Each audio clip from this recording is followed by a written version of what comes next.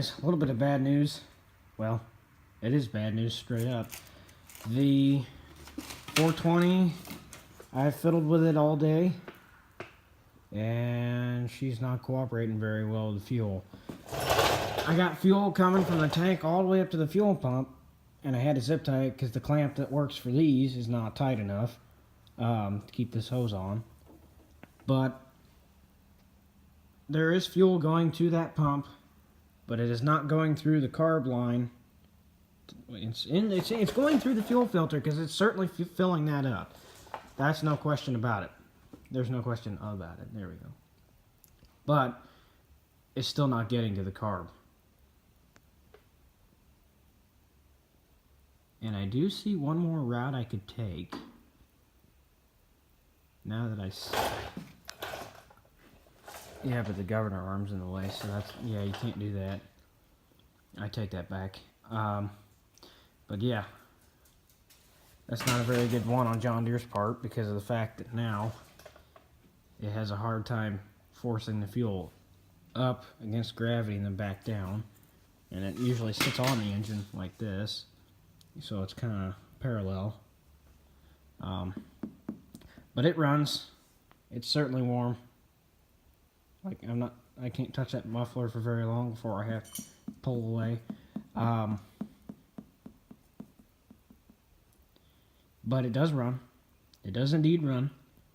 And I sat there with a bottle over there full of gas with a hole poked in the the cap, and I just sat there and fed the carburetor for like 10 or 20 minutes. Well, I wouldn't say 20 minutes. That's a long time. I'd probably say 5 to 10 minutes. And it runs pretty well. If the mixture is tuned right, this thing runs like a top. But problem is, well, as you can see on the front here, this is all fuel, so never mind, that ain't fuel. Oh boy, this is not good. None of this is fuel. And the only problem, the only place it could be leaking, right there on the front output, or technically this is the rear of the engine, but on a 420 garden tractor, the John Deere put them in backwards, so this is technically the front of the engine in the garden tractor, but it's the rear of an Onan engine when it's not in one of these tractors. But it's leaking. Apparently it's flinging oil everywhere, so yeah, this isn't good. And that's a brand new seal. Though the one thing we did forget to do was put some grease around it, which that probably would have sealed it up. But yeah, that's kind of a letdown, honestly, that I got to take all that back out again. So I got to redo all that again. Hope it works, and then figure out the fuel problem. And once that's done, I should be able to put the PTO back on. I got 2 brand new belts for it. I got a new oil filter for it, engine oil filter, and then this spring, later spring, heck, I probably might not even get around to this till the summertime. I'm going to service the 60-inch deck and the hydro. I'm going to take the filter out of it and change the fluid in it, and then she should be tip-top shape by then. And then in the upcoming years, I hope to find some wheel weights for it, some ag tires for the rear, and maybe some rib tires for the front. That'd be really cool. Like 3 rib front tires and R1 ag tires. But yeah, that's engine oil. That's not good. And I'm not sure I could probably accurately read this, considering it just ran literally, yeah, there. You can't really read it very well. It just ran like 5 minutes ago. Dog, I don't want to play with you right now. Or maybe a little later.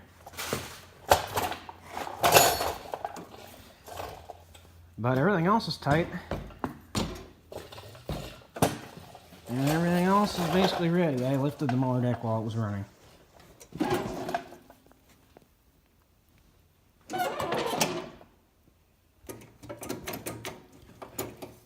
If anyone ever tells you that middle lever is what lifts your mower deck up and down.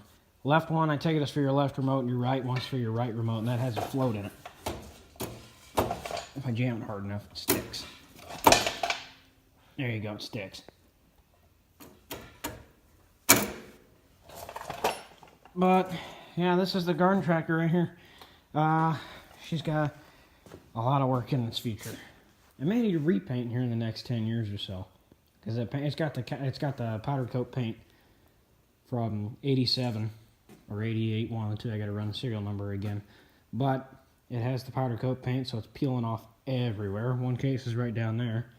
It's just rusted right there. I flipped the seat brackets, I think, so that's why the seat's tilted so far back. I need to fix that again. We welded that up because only one of them was hanging. So on the trailer on the ride home, this seat was flapping, moving like this in there, going back and forth. You know, and I'm thinking, well, I hope that doesn't fly off and hit somebody else, because that would be a bad day for me. And luckily it didn't. Obviously, because it's still sitting here right in front of us. But yeah. I think the left side is a custom fabrication for this little L right here, the bottom L. Maybe how much is in here? That I should probably fill this to the top, and that may prime the system better. But I'll come back to you guys in another time. Thanks for watching. Hit the like button, the subscribe button. Do what you got to do. Prove to me you want to see more. Or else I kind of just lose the mojo to make stuff like this, and I'll work on it by myself. Anyways, guys, thanks for watching. Do what you got to do. See y'all later.